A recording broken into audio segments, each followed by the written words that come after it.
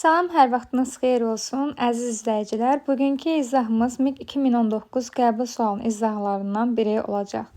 Gəlin başlayaq birinci sualdan. Qeyd olunur ki, neytral dövlətlərin verildiyi sıranı seçin.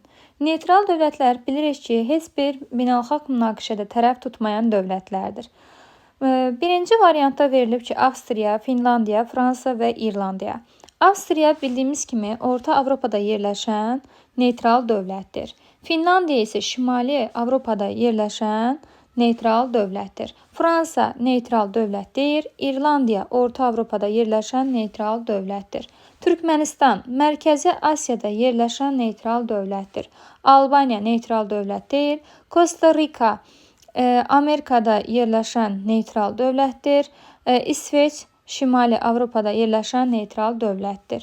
Danimarka neytral dövlət deyil, Kamboca Cənub-Şərqi Asiyada yerləşən neytral dövlətdir. İsveçrə neytral dövlət deyil, Koreya neytral dövlət deyil. D bəndində Özbəkistan Mərkəzi Asiyada yerləşən neytral dövlətdir. Panama Amerikada yerləşən neytral dövlətdir. İrlandiya və yaxud da qeyd etdiyimiz kimi Orta Avropada yerləşən neytral dövlətdir. Kamboca isə Cənub-Şərqi Asiyada yerləşən neytral dövlətdir. Doğru cavabımız olacaq D bəndi. Kanada neytral dövlət deyil, Avstriya neytral dövlətdir və Orta Avropada yerləşir. Niderland neytral dövlət deyil, İsveçrə neytral dövlət deyil.